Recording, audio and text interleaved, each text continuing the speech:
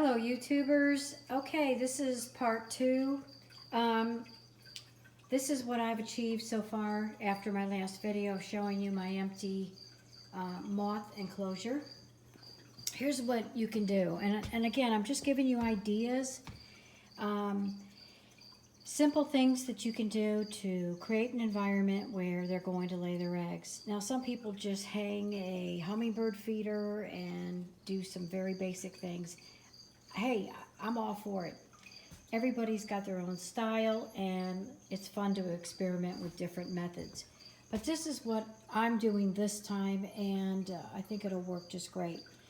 First of all, I just put some regular fertilized soil. Now keep in mind, with anything else, you're going to want organic soil.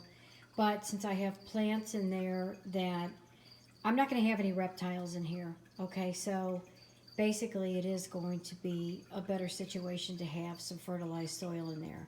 I also merged it with, I mixed it up with some organic soil and even some coconut chips, just so that it's nice and airy. I am going to try to put some isopods in there and some springtails just to see if they can survive. I've got so many that I'm pretty sure they will be just fine. It's only fertilizer as far as it's like feed in the Miracle Grow. So I'm hoping that they'll be okay.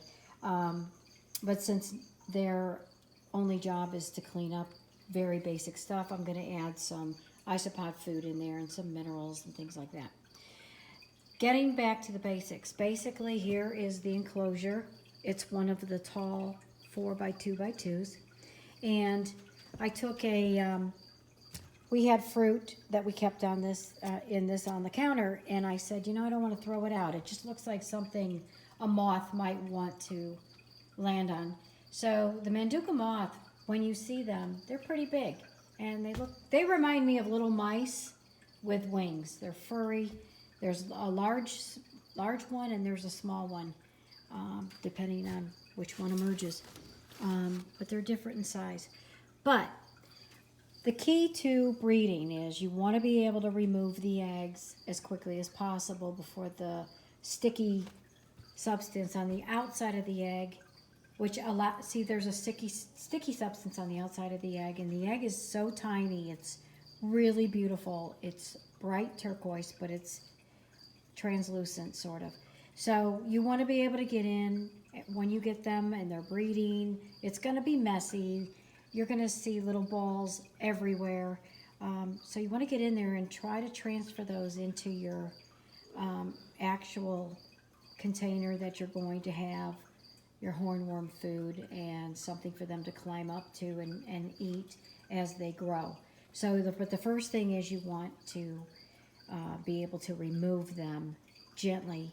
And they're stuck. They're literally like little teeny weeny microscopic marbles that are stuck to everything. They will lay them on plants. They will lay them on the screen. I like to provide things they can lay them on. It gives me a little bit more control over retrieval. So this is perfect because they're going to love this. They're going to sit on here and they're just going to lay a bunch of eggs. I just know it. They're also going to lay eggs on this. I'm a big fan for all of my enclosures of the pool tubes. I buy these everywhere. My chameleon loves them. He's got green and yellow in his enclosure. And they're easy for them to climb on. My frogs love the blue ones. And so what I did was I went ahead and just cut this and put this here. And I can just literally, when they lay their eggs, hopefully on here, I'll just pull it out and start popping the eggs off. You just gently pop the eggs off. And I went ahead and made, these are not even attached, they're just sort of in by force, as you can see. And I went ahead and made two other bars of these.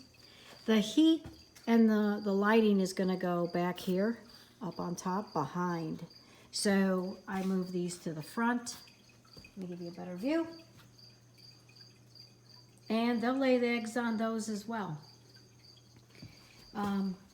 This ledge is siliconed in. they will lay eggs all over here and they'll rest. The actual nectar will be hanging toward the back, somewhat above this. So it'll be hanging up there and they will find it. If the ones that don't find it right away, I hand feed those to get them started. So I wouldn't recommend, when you do finally have a Manduka moth that has come out of its chrysalis mode, keep an eye on it, let it dry its wings for at least 6 hours, and then you're going to need to show it the nectar, however you do that. So I usually end up with the first one, just giving it a chance to dry its wings and then hand feeding it, and then they will eventually, hopefully you'll get a smart one and it will find the nectar. So we'll get into that next. My next stage is basically figuring out how I'm going to hang their little hummingbird nectar feeder. I have more than one, and I think I'm going to stick to that again this year. So, okay, that's just a quickie, just to show you what I've done. Again, you don't have to do the same thing I'm doing. You can use one of these, okay? Put less dirt in it. They will lay their eggs right on the side of this netting. So, again, you don't have to make it elaborate. It's just that I have mine in my living room. So, I prefer to have it somewhat congruent with what else I have going on in here. So, anyway, stay tuned if you like what you see. Watch more videos coming. I'm doing my best. I am not a professional videographer, so bear with me. I'm just trying to keep these quick and short so you can enjoy the rest of your day. All right, have a good one, and I'll talk to you later.